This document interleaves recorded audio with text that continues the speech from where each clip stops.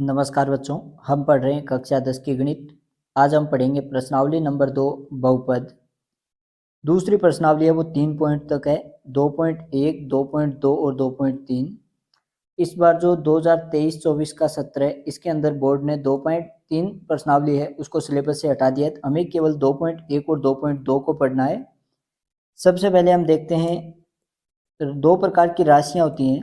एक तो होती है चर राशि और एक होती है अचर राशि। चर राशि क्या होती है? एक ऐसी राशि जिसका मान परिस्थिति के अनुसार बदलता रहता है। परिस्थिति के अनुसार बदलता रहता है, बदलता रहता है, उस राशि को तो हम कहते हैं चर राशि। और ऐसी राशि जिसका मान सदैव नियत होता है, अर्थात कभी भी नहीं बदलता है, उस राशि को हम कहते हैं अचर राशि। उदाहरण से समझते हैं। हमारे पास हमने एक राशि ले ली x, 6 प्लस x बराबर 9, और एक परिस्थिति हमने ले ली 5 प्लस x बराबर 7। दोनों के अंदर हमारे पास एक राशि समान आई है x।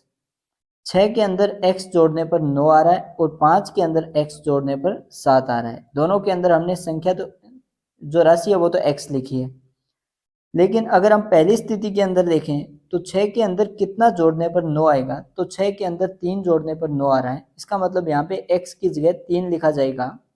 दूसरी स्थिति के अंदर 5 के अंदर x जोड़ने पर 7 आ रहा है, तो 5 में कितना जोड़ने पर 7 आएगा, तो 5 में अगर हम 2 जोड़ दें तो 7 आता है। इसका मतलब यहाँ पे x की जगह 2 लिखा जाएगा। दोनों के अंदर चर राशि यानी कि जो राशि है वो तो x लिखी गई है, दोनों जगह x लिखा गया है। पहली स्थिति में x का मान 3 आएगा और दूसरी स्थिति में x का मान 2 आएगा। राशि समान है लेकिन उसका मान दोनों स्थितियों में अलग अलग आ रहा है। इस प्रकार की राशि को हम चर राशि कहते हैं। और दूसरी होती है अचर राशि। जैसे संख्यात्मक मान हम 5 लिख दें तो 5 के आगे चाहे रुपए लगा दो, चाहे 5 हम लीटर के अंदर ले लें, जैसे कि हम दूध लेके आ रहे हैं 5 लीटर, हमारे पास पैसे हैं 5 रुपए, तो चाहे हम रुपए देखें या कोई सामान देखें, दूध है, पानी है, लीटर के अंदर देखें, दोनों स्थितियों में जो हमें संख्या दे रखी है उसका मान दोनों जगह क्या रहेगा? नियत रहेगा, समान रहेगा। इस राशि को हम अचर राशि कहते हैं। दूसरे शब्दों में जो अंग्रेजी वर्णमाला के अक्षर हैं, चर राशि को अंग्रेजी वर्णमाला द्वारा दर्शाया जाता है। तो जो अंग्रेजी वर्णमाला के अक्षर हैं ए से लेके जेड तक, इन सब को हम चर राशि कहते हैं। और जो गणित के अंक हैं उन गणित के अंकों को अचर राशि कहा जाता है। तो जहाँ पे भी हमें अंग्रेजी वर्णमाला का अक्षर दिखाई देगा वो चर राशि होगी और गणित का अक्षर दिखाई देगा वो अचर राशि होगी। अब हम बात करते हैं बहुपद की। अगर हमें चर राशि और अचर राशि दे रखी है, इन दोनों के बीच में हम कोई संक्रिया करवा दें। गणित के अंदर 4 प्रकार की संक्रियाएं होती हैं: जोड़, घटाव, गुणा, भाग। या तो हम चर राशि और अचर राशि का जोड़ कर दें, या इनका घटाव कर दें, या इनका आपस में गुणा कर दें, या इनका आपस में हम भाग दे दें। उससे जो हमें पद प्राप्त होता है उस पद को बीजीय व्यंजक या बहुपद कहा जाता है। उदाहरण के लिए हमें एक चर राशि दे दी x और एक अचर राशि हमने एक संख्या ले ली 5। अब x के अंदर 5 जोड़ दो, या x में से 5 घटा दें, या 5 में से x घटा दें। क्योंकि संख्याएं योग के लिए तो क्रम विनिमय होती हैं लेकिन घटाव के लिए क्रम विनिमय नहीं होती हैं, तो x में से 5 घटाना और 5 में से x घटाना दोनों अलग अलग स्थिति है। या फिर हम 5 को x से गुणा कर दें, या हम x के अंदर 5 का भाग दे दें। इस प्रकार से हमें 5 पद प्राप्त हुए हैं। ये जो पांचों पद हैं, प्रत्येक पद है वो बीजीय व्यंजक कहलाता है। प्रत्येक पद है वो बीजीय व्यंजक, या फिर इसे हम कह सकते हैं बहुपद। पदों के आधार पर इसका नाम हो जाएगा। अगर केवल एक पद दे रखा है तो वो एक पदी हो गया, अगर 2 पद दे रखे हैं तो वो द्विपदी हो गया, 3 पद दे रखे हैं तो वो त्रिपदी हो गया। जैसे यहाँ पे हम देखें 5 गुणा x, यहाँ पे केवल गुणा का चिन्ह है, x बट्टा 5 यहाँ पे केवल भाग का चिन्ह है।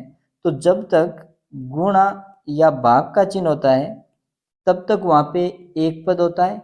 जैसे ही प्लस या माइनस का चिन्ह लगता है वहाँ से दूसरा पद शुरू हो जाता है। जैसे यहाँ पे x प्लस 5 दे रखा है तो यहाँ पे प्लस का चिन्ह आ गया, x है वो एक पद हो गया और प्लस लगते ही जो अगला है वो क्या हो गया, दूसरा पद हो गया।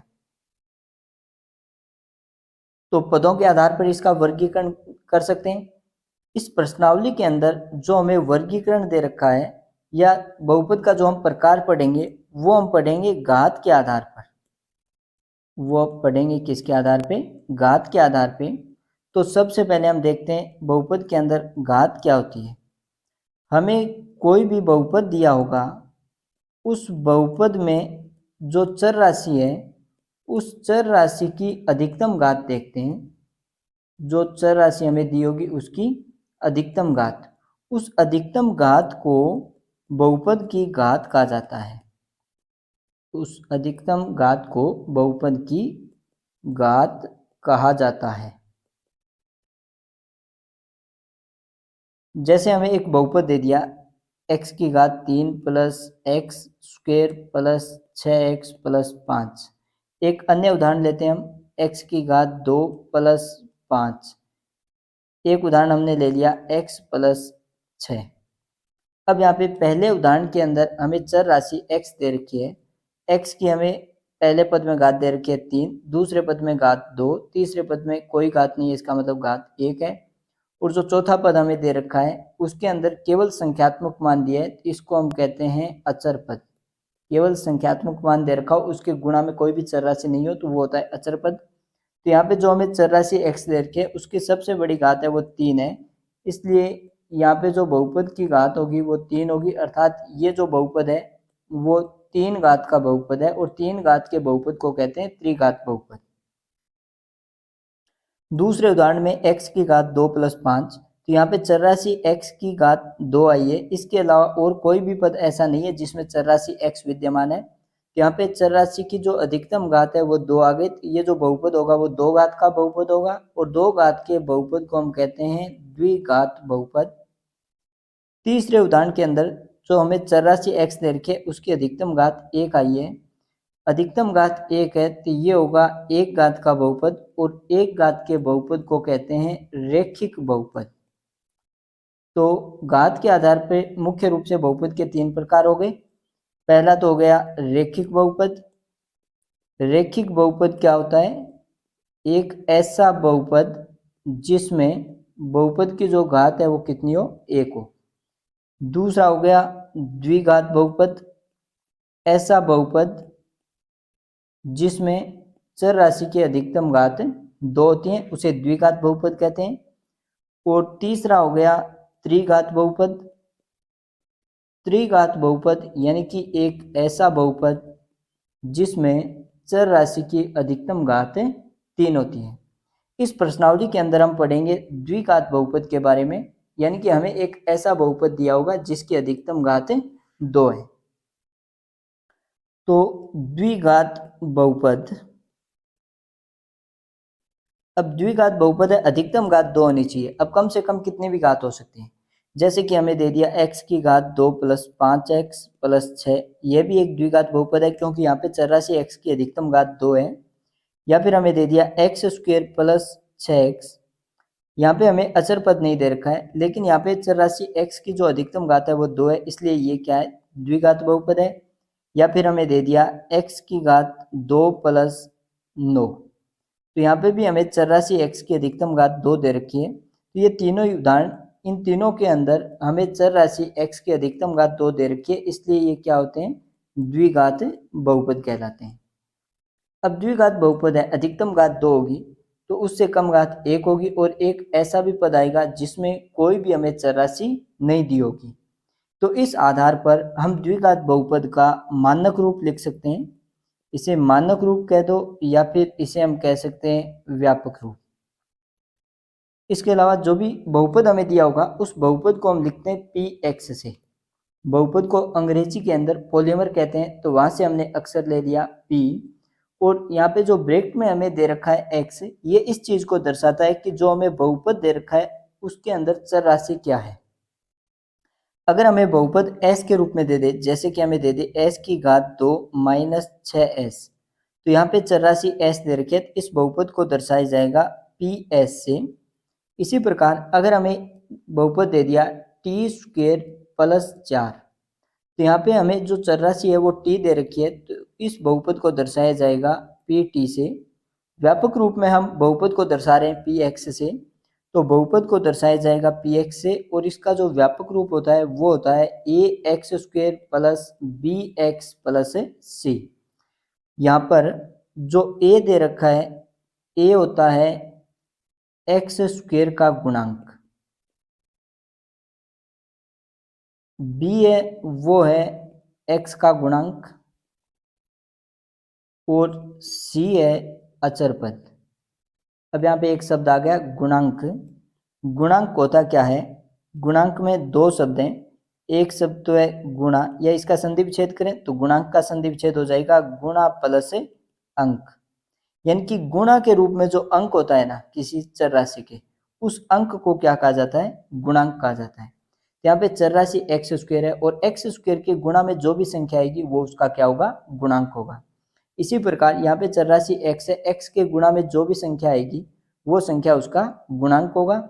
और यहाँ पे c, यहाँ पे इसके गुणा में कोई भी चर राशि नहीं है, तो इसको हम कहते हैं अचर पद या अचर बहुपद। तो मानक रूप है वो इस प्रश्नावली के अंदर काम में आएगा।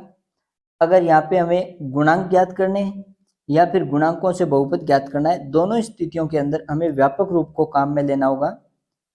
अब इसके बाद में हम देखते हैं द्विघात बहुपद का हल। द्विघात बहुपद का हल। द्विघात बहुपद का जब हम हल करते हैं तो द्विघात बहुपद के जो हल होते हैं उनको हम कहते हैं शून्यक। द्विघात बहुपद का जो हल होता है उसको कहा जाता है द्विघात बहुपद के शून्यक। शून्यक क्या होते हैं?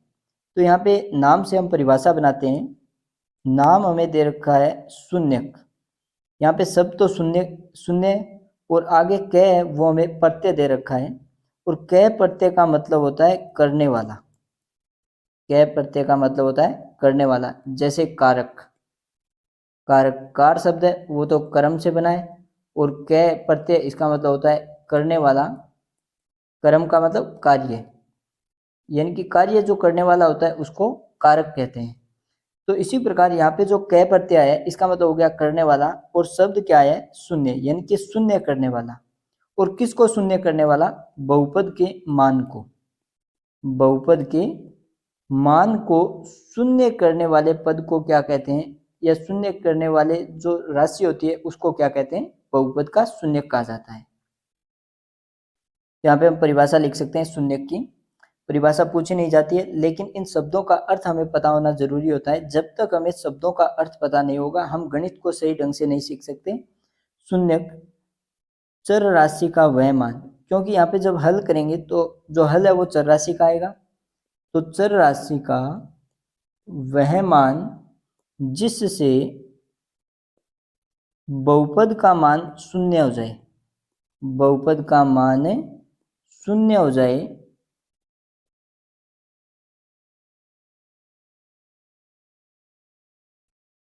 शून्यक कहलाता है। या ये लिख सकते हैं कि चर राशि का वह मान जो बहुपद के मान को शून्य कर दे, शून्यक कहलाता है। अब किसी भी बहुपद में जितनी घात होंगी उतने ही उसके शून्यक होते हैं। जैसे कि हमें एक बहुपद दे दिया x की घात 4 प्लस 5x प्लस 9, तो यहाँ पे जो चर राशि हमें x दे रखी है इसकी अधिकतम घात 4 है, तो इसके शून्यक 4 होंगे।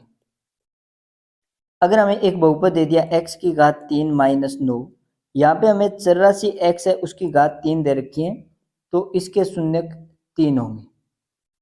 अगर हमें रेखिक बहुपद दे रखा है जैसे कि x प्लस 5, यहाँ पे चर राशि की अधिकतम घात 1 है, तो इसके शून्यक 1 होंगे। यहाँ पे हमें जो प्रश्नावली दे रखी है उसके अंदर द्विघात बहुपद दिया होगा।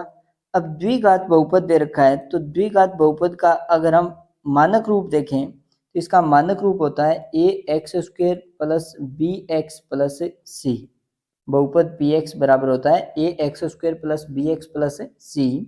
यहाँ पे जो हमें चर राशि दे रखी है x, उसकी अधिकतम घात 2 है, अधिकतम घात 2 है, तो इसके शून्यक 2 होंगे।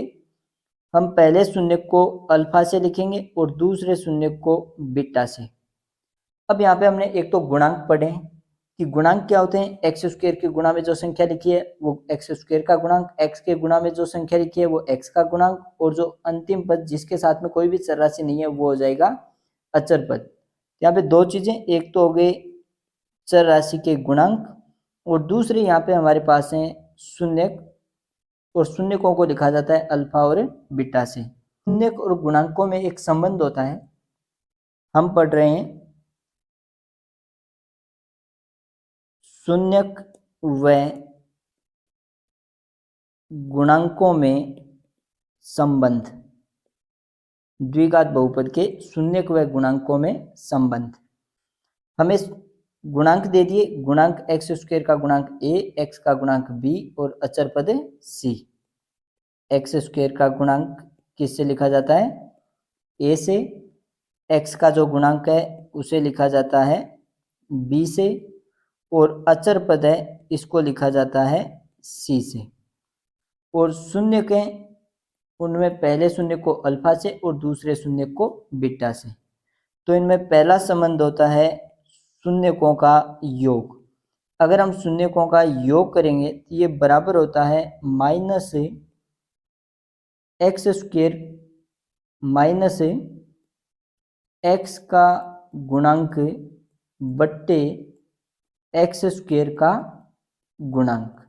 यानी कि x के गुणांक में हम एक्स स्क्वायर के गुणांक का भाग दे दें और चिन्ह ले लें माइनस, तो ये दोनों शून्यकों के योग के बराबर आएगा।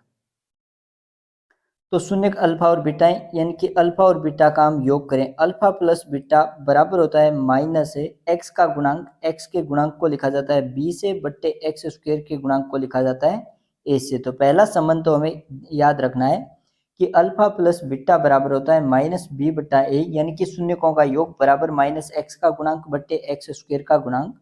और जो दूसरा संबंध होता है वो होता है इनके गुणनफल में, तो जो शून्यकों का गुणा है वो बराबर होता है शून्यकों का गुणा बराबर अचर पद बट्टे एक्स स्क्वायर का गुणांक। अचर पद में एक्स स्क्वायर के गुणांक का भाग दे दें तो जो मान है वो शून्यकों के गुणा के बराबर आएगा। अब पहला शून्यक अल्फा, दूसरा शून्यक बीटा, अल्फा गुणा बीटा बराबर होगा, अचर पद को लिखा जाता है सी से और एक्स स्क्वायर के गुणांक को लिखा जाता है ए से। तो अल्फा गुणा बीटा बराबर होता है सी बट्टा ए। अब द्विघात समीकरण के व्यापक रूप को देखें। अगर हमें शून्यक अल्फा और बीटा दे दे, शून्यक अल्फा व बीटा दिए हो, तब बहुपद px किसके बराबर होता है, तो तब बहुपद px बराबर होता है एक्स स्क्वायर माइनस ब्रैकेट के अंदर अल्फा प्लस बीटा गुणा एक्स प्लस अल्फा गुणा बीटा। इस संबंध को हमें याद रखना है, क्योंकि ज़्यादातर एक नंबर का अगर प्रश्न आ जाए तब उस प्रश्न को हम लंबे तरीके से हल ना करके सीधा इस सूत्र के द्वारा हल करेंगे। कई बार पूछा जाता है हमें बहुपद के शून्यक दे देते हैं या शून्यकों का योग और गुणनफल दे दिया जाता है और वहां से हमें बहुपद का निर्माण करना होता है। तो अगर हमें बहुपद के शून्यक और गुणांक है या शून्यकों का योग और गुणांकों उनका जो गुणनफल है वो अगर रैखिक रूप में आ जाए, बिना भिन्न के आ जाए, पूर्णांक रूप में आ जाए, तब तो हम इस सूत्र के द्वारा ज्ञात करेंगे। अगर हमारे पास भिन्न रूप में आ जाए तब उसे अन्य तरीके से हल करेंगे। तो हमें ये सूत्र याद रखना है, बहुपद px बराबर x square minus alpha plus beta गुणा एक्स प्लस अल्फा बीटा, या फिर इसको इस प्रकार लिख सकते हैं x square minus alpha plus beta, alpha और बीटा शून्यक हैं और इनको जोड़ा गया, तो यहाँ पे लिख सकते हैं हम शून्यकों का योग और गुणा में एक्स और प्लस में होता है शून्यकों का गुणनफल, प्लस में शून्यकों का गुणनफल। ये बहुपद का रूप होता है। इसके अलावा एक इस प्रश्नावली के अंदर है शून्यकों का ज्यामितीय अर्थ, शून्यकों का ज्यामितीय अर्थ। अगर हमें ज्यामितीय रूप से कोई बहुपद दे रखा हो। ज्यामिति का मतलब हमें ग्राफ के ऊपर कोई एक बहुपद दे दिया। अब ग्राफ पेपर में जो ऊर्ध्वाधर रेखा होती है, खड़ी लाइन होती है, उसको तो हम कहते हैं वाई एक्स, और जो बड़ी लाइन होती है या ये कहते हैं क्षैतिज लाइन होती है, उसको हम कहते हैं एक्स एक्स। और इसके अंदर हमें एक बहुपद है वो ग्राफ के रूप में बना के दे दिया। अब ग्राफ के रूप में बना दिया तो यहाँ से हमें इसके शून्यकों का पता कैसे चलेगा कि इस बहुपद के कितने शून्यक हैं। तो बहुपद हमें दो रूप में दे सकते हैं, या तो हमें x चर x के रूप में बहुपद दिया जा सकता है, क्योंकि जो हमें ग्राफ पेपर दिया जाता है वहाँ पे दो अक्ष होते हैं, वाई अक्ष और एक्स अक्ष। और यहाँ से हम आगे की प्रश्नावली में पढ़ेंगे निर्देशांक ज्यामिति में कि दो निर्देशांक होते हैं, x निर्देशांक और y निर्देशांक। तो जो बहुपद है वो हमें या तो x निर्देशांक के रूप में दिया जा सकता है या फिर y निर्देशांक के रूप में दिया जा सकता है। तो अगर चर x के रूप में दे रखा है तो उसको तो हम लिखेंगे y बराबर एफ एक्स, यानी कि यहाँ पे y बराबर एफ एक्स लिख दो या y बराबर पी एक्स लिख दो। तो यहाँ पे बहुपद है वो y बराबर पी एक्स के रूप में लिखा जाएगा, और या फिर x बराबर पी वाई, यानी कि जो बहुपद है वो चर y के रूप में आ सकता है। अगर बहुपद चर x के रूप में आया है तो उस स्थिति में हम ये देखते हैं कि जो हमें ग्राफ पेपर दे रखा है वो x अक्ष को कितने बिंदुओं पर विभाजित करता है, कितने बिंदुओं पर प्रतिच्छेद करता है। और अगर हमें बहुपद चर y के रूप में दे रखा है तब हम ये देखते हैं कि उस बहुपद की ग्राफ रेखा y अक्ष को कितने बिंदुओं पर प्रतिच्छेद करती है। y अक्ष को जितने बिंदुओं पर प्रतिच्छेद करेगी वही उसके शून्यक होंगे। जैसे उदाहरण के तौर पे हम देखें, हमें एक बहुपद दे रखा है y बराबर पी एक्स, वाई बराबर पी एक्स, यानी कि ये चर x के रूप में दे रखा है। अगर हमें y के बराबर दे रखा है इसका मतलब भी यही है कि वो जो बहुपद है वो x के रूप में है। ऊर्ध्वाधर लाइन ये हो गई हमारी वाई एक्स और क्षैतिज लाइन ये हो गई एक्स एक्स। अब हमें ग्राफ पेपर इस प्रकार से दे दिया। अब ये जो ग्राफ पेपर है वो एक्स एक्स को दो बिंदुओं पे प्रतिच्छेद कर रहा है। ग्राफ पेपर एक्स एक्स को दो बिंदुओं पे प्रतिच्छेद कर रहा है, इसका मतलब इस बहुपद के जो शून्यक हैं वो दो हैं। अन्य उदाहरण लें, जैसे कि हमें एक ग्राफ पेपर दे दिया और इस ग्राफ पेपर में जो ऊर्ध्वाधर लाइन है वो तो हो गई अपने वाई एक्स और जो क्षैतिज लाइन है वो हो गई एक्स एक्स। अब इसके अंदर हमें एक ग्राफ रेखा दे दी। अब इस ग्राफ रेखा के अंदर हमें ये पूछ लिया कि इस बहुपद के शून्यक बताइए, और बहुपद हमें दे दिया y बराबर पी एक्स। अब y बराबर पी एक्स हमें बहुपद दिया है तो हमें ये देखना है कि जो चर राशि है वो x है, तो x एक्स पर ये ग्राफ रेखा कितने बिंदुओं पर प्रतिच्छेद कर रही है।